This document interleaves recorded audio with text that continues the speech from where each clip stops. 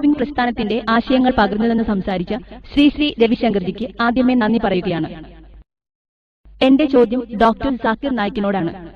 മുഹമ്മദ് നബി സ്വല്ലല്ലാഹു അലൈഹി വസല്ലമയെക്കുറിച്ച് ഹിന്ദുമത ഗ്രന്ഥങ്ങളിൽ വല്ല പ്രവചനങ്ങളുമുണ്ടോ? അനുവദനീയമായ മൃഗങ്ങളുടെ മുഴുവൻ മാംസം അവർ ഭക്ഷിക്കും, പക്ഷേ പന്നിയിറച്ചി തിന്നുകയില്ല.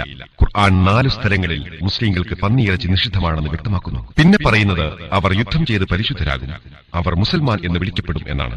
ഭവിഷ്യപുരാണം പർവ്വം 3 കാണ്ഡം 3 അധ്യായം 3 21 മുതൽ 23 വരെയുള്ള ശ്ലോകങ്ങളിലും മുഹമ്മദ് നബിയെക്കുറിച്ച് പ്രവചിക്കപ്പെട്ടിട്ടുണ്ട്. അഥർവവേദത്തിൽ പോലുമുണ്ട് അന്ത്യപ്രവാചകനെ സംബന്ധിച്ച പരാമർശങ്ങൾ. അഥർവവേദത്തിലെ 20-ാം കാണ്ഡത്തിലെ 127-ാം സൂക്തത്തിലെ ശ്ലോകങ്ങളിലാണ് മുഹമ്മദ് നബി കുന്തം എന്ന് പ്രവചിക്കപ്പെട്ടിരിക്കുന്നത്. അവിടെ പറഞ്ഞിരിക്കുന്നത് മുഴുവൻ വിശദീകരിക്കാൻ സമയം എന്നെ അനുവദിക്കുന്നില്ല. ആദ്യ വചനങ്ങളിൽ പറഞ്ഞിരിക്കുന്നത് അദ്ദേഹത്തിന്റെ പേര് നരശംസ എന്നായിരിക്കുമെന്നാണ്. കൗരമയുടെ രാജകുമാരൻ, ശാന്തി അടഞ്ഞവൻ, 16,090 ശത്രുക്കളിൽ നിന്ന് സംരക്ഷിക്കപ്പെടുന്നവനെന്നൊക്കെ അവിടെ തന്നെ പറഞ്ഞിട്ടുള്ളത് മുഹമ്മദ് നബി സല്ലല്ലാഹു അലൈഹി വസല്ലമയിലേക്ക് വിരൽ ചൂണ്ടുന്നു. അഥർവവേദത്തിൽ 20-21-6 അദ്ദേഹത്തെ സംബന്ധിച്ചിട്ടുള്ള പ്രവചനങ്ങൾ കാണാം. അഥർവവേദത്തിൽ ബുക്ക് നമ്പർ 20 ഹിം നമ്പർ 21 മന്ത്രം നമ്പർ 7 അദ്ദേഹം 20 പ്രധാനികളെ പരാജയപ്പെടുത്തുമെന്ന് വിശദീകരിക്കുന്നു. മക്കയിൽ അന്ന് 20 പ്രധാനികൾ ഉണ്ടായിരുന്നു. ഋഗ്വേദം ബുക്ക് നമ്പർ 201 ഹിം നമ്പർ 53 മന്ത്രം നമ്പർ 9 അദ്ദേഹത്തെ സംബന്ധിച്ച പ്രവചനം. സാമവേദത്തിലെ 64-ാമത്തെ അഗ്നിമന്ത്രത്തിൽ അദ്ദേഹത്തിന്റെ മാതാവ് മുലയൂട്ടുകയില്ല എന്ന് വ്യക്തമാക്കിയിരിക്കുന്നു. മുഹമ്മദ് നബിയെ മുലയൂട്ടിയത് സ്വന്തം മാതാവായിരുന്നില്ല എന്ന് നമുക്കറിയാം.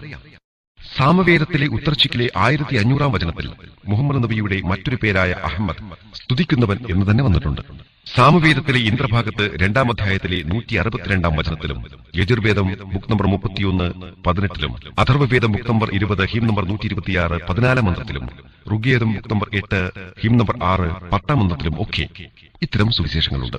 സാമവേദത്തിലെ ഇന്ദ്രഭാഗത്ത് 2-ാം അധ്യായത്തിലെ 152-ാം വചനത്തിലും, Yajurveda 31-18 Atharvaveda book number 20 hymn number 126 14-ാം മന്ത്രത്തിലും, Rigveda book number 8 hymn number 6 10-ാം മന്ത്രത്തിലും ഒക്കെ ഇത്തരം സുവിശേഷങ്ങളുണ്ട്.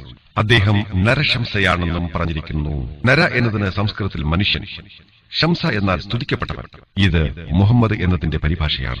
In Rigved book number 1 hymn number 13 verse number 3, in Rigved book number 1 hymn number 18 verse number 9, in Rigved book number 1 hymn number 106 verse number 4, in Rigved book number 1 hymn number 152 verse number 3, in Rigved book number 2 hymn number 3 verse number 2, in Rigved book number 5 hymn number 5 verse number 2, in Rigved book number 7 hymn number 2 verse number 2, in Yajurved chapter number 20 verse number 37, Yajurved chapter number 20 verse number 57, Yajurved chapter number 21 verse number 31, Yajurved chapter number 21 verse number 55, Yajurved chapter number 28 verse number 2, Yajurved chapter number 28 verse number 19, Yajurved chapter number 28 verse number 42. I can go on and go on.